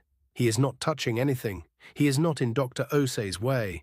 He is simply present, the way a load-bearing wall is present, taking up the space that needed to be taken up so that Soren would not be alone in it. When the sound of the baby fills the room, that first, full non-negotiable declaration, Caelum does not move. He just looks. At Soren, who is looking down at the child in Dr. Osei's careful hands, with an expression that has no name in any language that Caelum knows. It is not joy exactly. It is not relief. It is the look of a person seeing something that they knew was real but could not fully believe in until this moment. A person encountering the living proof that they survived. Dr. Osei places the baby on Soren's chest. Soren's arms go around him. He does not speak. And he does not need to. The baby is 39 weeks and 2 days. Full term, healthy weight. His lungs, which Nova Bio wanted to patent, which Alistair Crane wanted to own, which a corporate registration in Massachusetts tried to claim before he was born, his lungs are working perfectly, filing the room with sound, declaring, in the only language available to him, that he is here and he is whole, and he belongs to exactly one person in this world. His mother. Caelum steps back to give them space. He steps into the doorway. He does not call for Xaden and Lucien. He does not need to. They are already there, both of them at the threshold, looking into the room where a child has just been born, into a world where the document that tried to own him has been ruled invalid, where the men who built that document are facing federal investigation, where three strangers who became something harder to name stood between a targeted pregnancy and the system that was hunting it. Nobody says anything for a long moment. Then Soren looks up.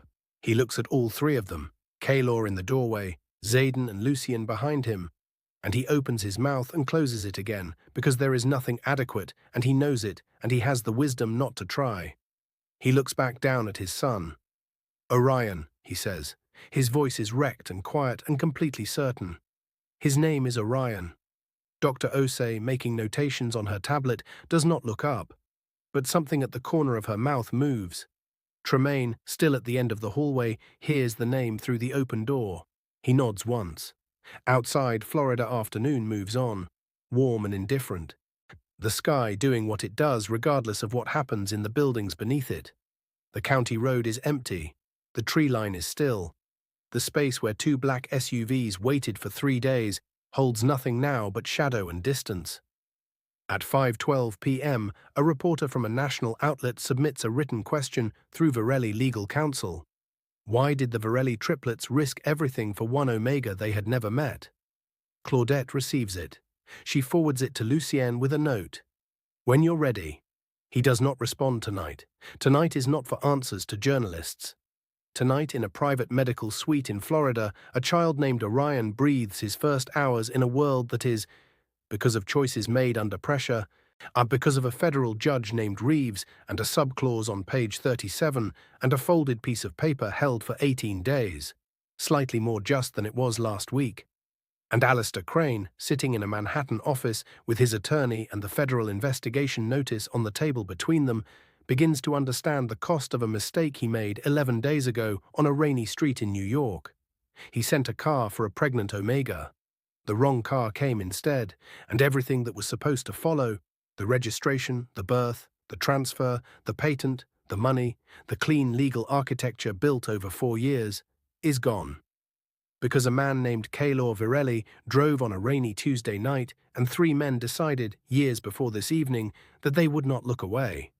There is one more thing to be said, a one truth that has not been spoken yet, that the federal record will not capture and the press statement will not contain.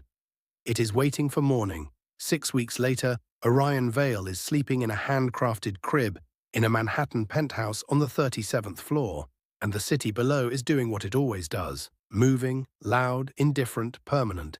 And Soren is standing at the floor-to-ceiling window, watching it with both hands wrapped around a mug of tea that has gone mostly cold. He is wearing a grey Ralph Lauren knit. No cameras, no events, no documents requiring signatures or medical equipment tracking his vitals or legal arguments assembling themselves in rooms down the hall. Just the city, just the baby sleeping, just the quiet. Caelum steps beside him, not close enough to crowd, present enough to be real. And he does not speak immediately. This is something Soren has learned about Caelum in 6 weeks of proximity. He does not fill silence as a reflex. He waits until the silence has finished saying what it needs to say first. The question the reporter sent, Soren says, about why you did it. Claudette answered it last week, Caelum says. The statement went through legal. I know, I read it. Soren looks at the city. It was true. Everything in it was true.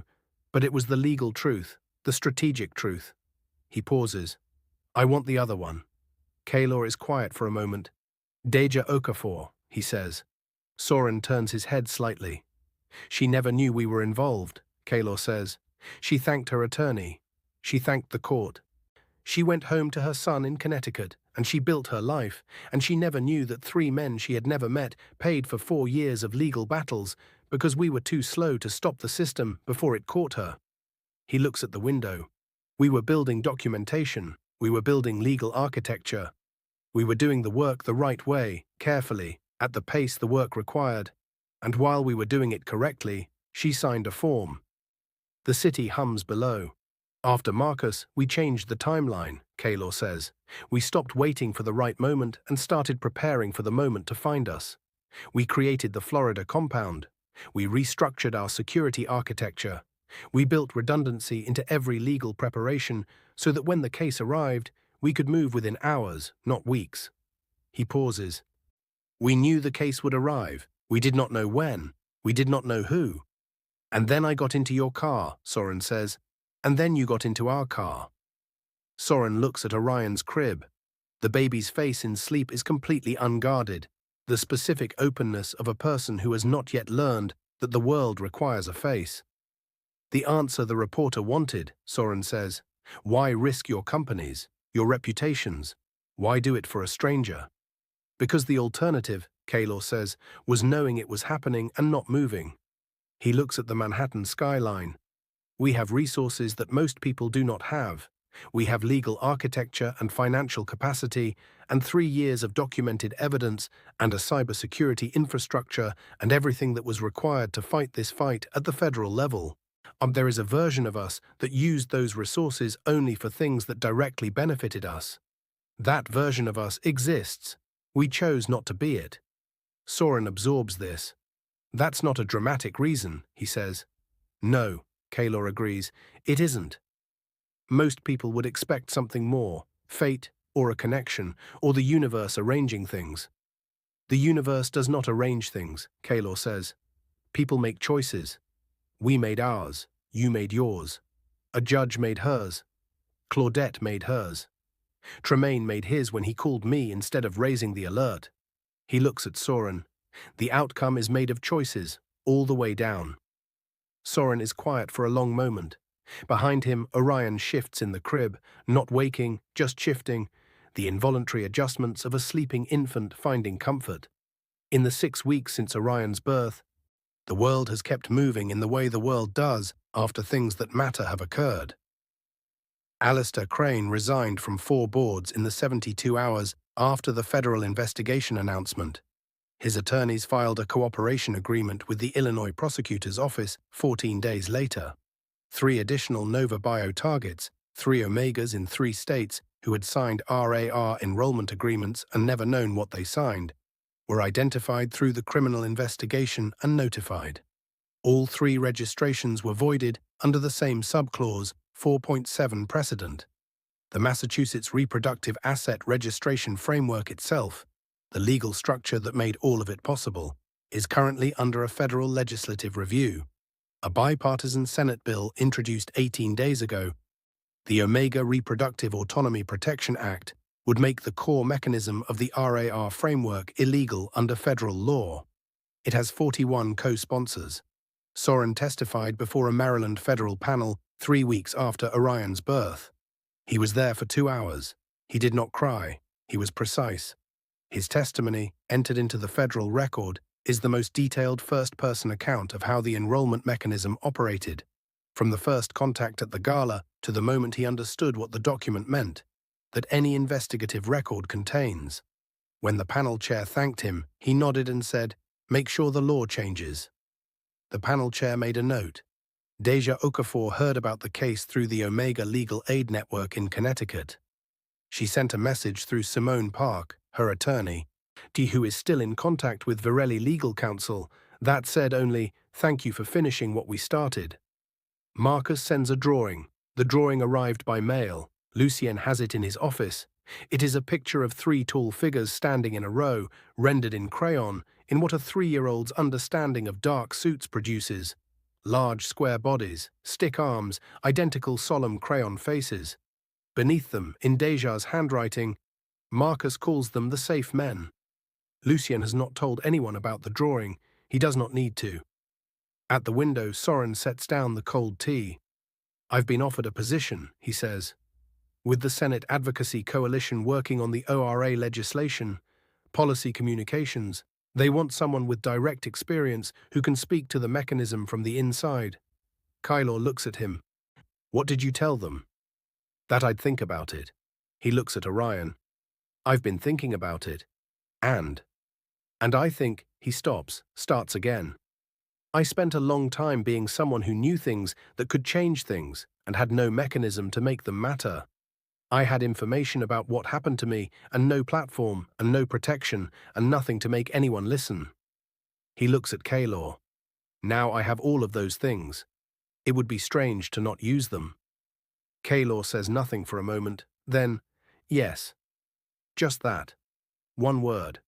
The word of someone who was waiting to hear a person understand their own value and, having heard it, does not need to elaborate.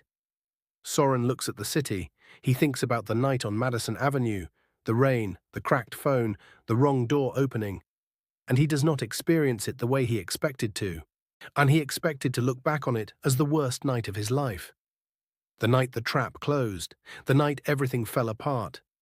Instead, when he looks back at that curb, that rain, that open door, what he sees is the last moment before everything he needed became available to him.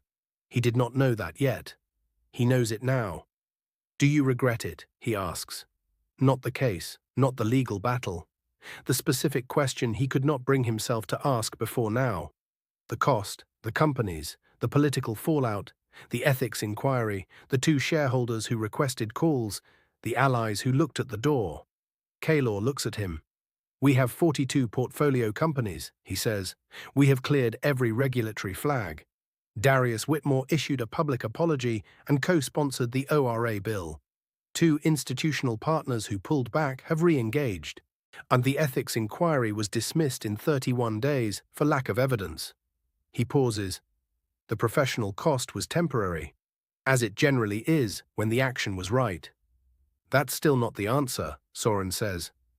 Caelum looks at Orion's crib. No, he says quietly, no regret. It is said the way things are said when they are simply, finally true, without performance, without the need for elaboration, without the specific self-consciousness of a person constructing an answer. It is the sound of a fact. Soren nods. He picks up his tea and looks at the city and lets the silence do what the silence does when it is the right kind. Not empty, not uncomfortable, just full of the specific weight of something that has been fully said and does not need saying again. In the crib, Orion sleeps. Outside, Manhattan moves in its permanent, unindifferent, entirely alive way, cars and lights and the distant sound of something being built somewhere, the city in its ongoing process of becoming whatever it is going to be next. There are things the public record will never capture. The way Caelum sat in every chair by every window in every room Soren occupied, present without intruding, there without taking up space that wasn't his. The way Xaden made tea without being asked. The way Lucian spoke to Soren on the first night in the car, direct and clear, without softening, because he understood instinctively that what a frightened person needs is not comfort shaped like information, but information delivered with the steadiness that makes it possible to receive. And the way all 3 of them stood in a Florida hallway and heard a baby's first sound and let themselves be human for exactly long enough before going back to work. These things are not in the federal record. They are not in the press statement. They are not in Claudette Marsh's legal filing or Dr. Osei's medical notes or Tremaine's security log. They exist only in the way the people who were present carry them forward, in the specific, unannounced way that the things which matter most tend to live. The truth of what happened on Madison Avenue is this: a system built on the belief that it was too sophisticated, too legally airtight, too far removed from accountability to be touched, met 3 men who had been preparing for exactly this fight for 3 years, and the encounter destroyed it. Not through force, through precision. Through a subclause on page 37, through a folded piece of paper held for 18 days, through a federal judge who read every page herself, through an attorney who drove to Chicago in the dark to be physically present near the courthouse, through a security guard who called Caelum instead of raising the alert, through a doctor who completed a legal affidavit in 40 minutes, through choices made by people, under pressure, when walking away was always available. Orion Vale will grow up in a world where the mechanism that tried to own him before his birth is illegal. He will not know this as a fact until he is old enough to understand what it means. When he is old enough, someone will tell him the full story. The rain, the wrong car, the 41 pages, the ruling at noon, and the sound of his own arrival filling a Florida hallway. He will understand it the way children understand things that happened before they were conscious. As the shape of the world they walked into, already changed by the choices of the people who were there before them, he will be grateful. Not to fate, to people, to the specific, chosen, pressure-tested decision of human beings who saw a thing that was wrong and moved toward it instead of away. Soren enters the wrong car on a rainy Tuesday on Madison Avenue. He walks into justice, and his son is born free.